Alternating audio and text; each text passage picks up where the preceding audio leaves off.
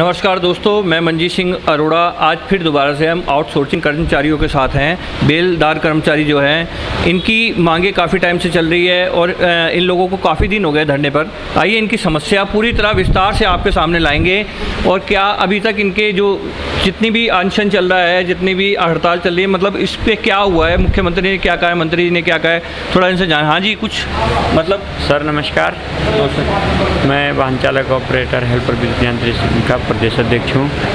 हमारी प्रदेश स्तर पे माननीय मुख्यमंत्री जी से वार्ता हो चुकी है। उन्होंने हमें आश्वासन दिया है। नहीं, वो तो ठीक है, आपको जो भी आश्वासन दिया, आपने विधानसभा भी कूच कर ली, आपने सब कुछ कर लिया। अब आपकी कितनी मतलब समस्या कुछ हल हुई है आगे? अभी समस्या तो हल तभी मानेंगे जब हमारे पे लिखित आदेश होगा। सर परसों हमारी वार्ता हुई है चीफ साहब से, तो उन्होंने हमारे ठेकेदारों से जो डिटेल है, जो हमारी रुकी हुई वेतन है, ESI कार्ड, EPF या बीमा नहीं हुआ है, उसकी डिटेल मांगी है प्रत्येक कर्मचारी। कौन से विभाग के चीफ साहब हैं? PWD के। क्या नाम, कुछ नाम पता है आपको? चीफ साहब हैं। उन्होंने क्या कहा आपको, पूरी तरह क्या आश्वासन दिया है अभी तक? उन्होंने ये कहा है कि आप हमें जो तुम्हारी रुकी हुई वेतन है उसकी डिटेल दें, किस कर्मचारी की रुकी है, कब से रुकी है और किस कर्मचारी को हटाया गया है, उनकी सबकी डिटेल दी जाए। और आपकी कोई बात हुई PRD या उपनल में कहीं रखने की, किसी को कोई बात ऐसी हुई है? अभी कोई बात नहीं। कोई बात हुई है PRD या उपनल नहीं सर, मैं आउटसोर्सिंग प्रदेश महामंत्री हूँ।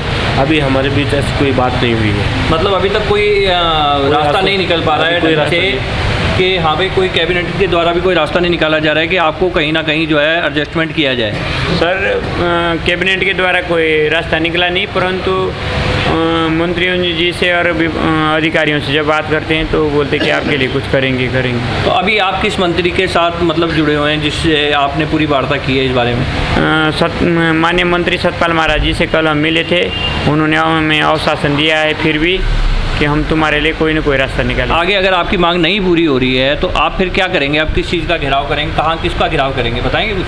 हम अगर हमारी मांग पूरी नहीं होती है तो आगे हम भूख हड़ताल भी करेंगे और देशव्यापी हड़ताल करेंगे। तो देख रहे हैं जिस तरह बेरोजगारों का शोषण हो रहा है, आउटसोर्सिंग कर्मचारियों का शोषण लगातार हो रहा है। महिलाएं भी हैं हमारे साथ। मैडम, आप कहाँ से आए?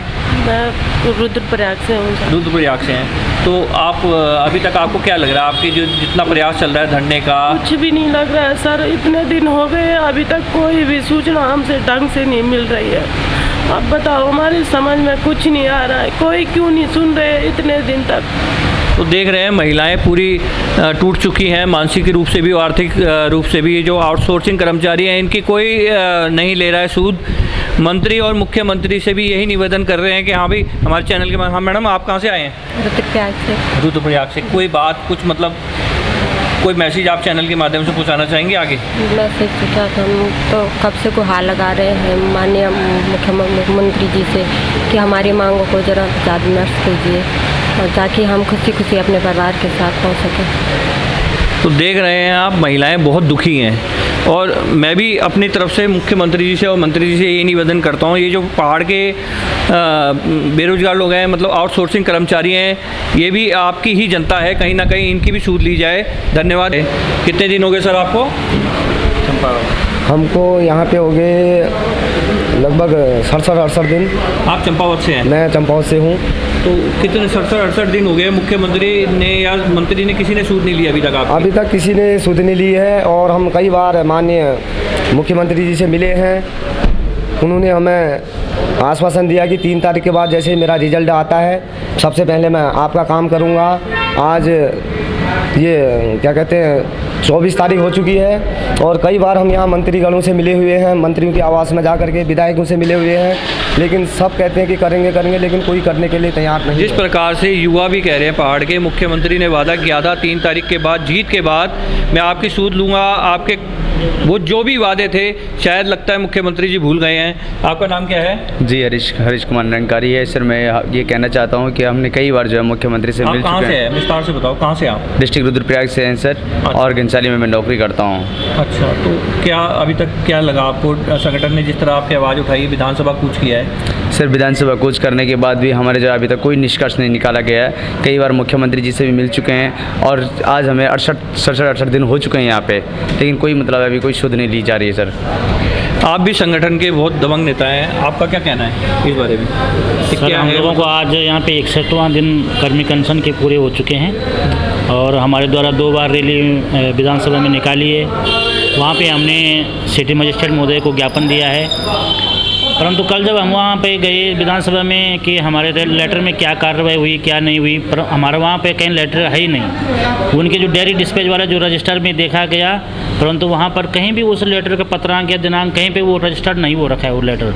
तो बड़ा आश्चर्य की बात है कि इतनी भीड़ के साथ हमने वहाँ पर लेटर दिया और एक जिम्मेदार आदमी जो वहाँ पर सिटी मजिस्ट्रेट महोदय उनको लेटर दिया और उन लेटरों का हमारा कहीं पता नहीं कहीं वो लेटर भूल देख रहे हैं जिस तरह से आउटसोर्सिंग कर्मचारियों का एक तरफ से शोषण तो हो ही रहा है, दूसरा सरकार भी इसमें जो है लापरवाही बरत रही है। कहीं ना कहीं इनके द्वारा दिए गए लेटर भी खो जा रहे हैं। तो आप क्या सरकार को क्या कहना चाहेंगे इस बारे में? हम तो सर ये कहना चाह रहे हैं सरकार से कि हम लोगों को यहाँ पर 61 दिन आज हो चुके हैं। हमारी कोई बड़ी मांग नहीं थी, बहुत छोटी सी मांग है और कोई हमारी नियमितीकरण की मांग नहीं है, कोई हमारी वेतन बढ़ोतरी की मांग नहीं है। हमारी छोटी सी मांग है कि जो ठेकेदार शोषण कर रहे हैं उनसे हमें मुक्ति दे करके जो हम लोग कार्य कर रहे हैं उसका वेतन हमें। सतपाल महाराज जी से मिले तो सतपाल महाराज जी ने क्या कहा? कल हम लोग सतपाल महाराज जी से मिले थे और सतपाल महाराज जी कह रहे थे कि हम आपका काम कर रहे हैं। उन्होंने हमारा लेटर ले करके उसमें लिखा था कि उनको संविदा में या उपनल में करने की, संविदा या हैंड रसीद में रखने की वो की जाएगी कार्रवाई की जाएगी। परंतु बहुत दिन हो गए ऐसे, तो उन्होंने कई बार हमारे लेटर भी लिए हैं, हमने ज्ञापन कई बार दिए उनको, मगर कोई कार्रवाई नहीं। आश्वासन पे आश्वासन नहीं दिया जा रहा है। जब तक हमारा काम नहीं होता तब तक हमें कैसे पता चलेगा कि हमारा ये हमारा काम हुआ है। आप इधर आ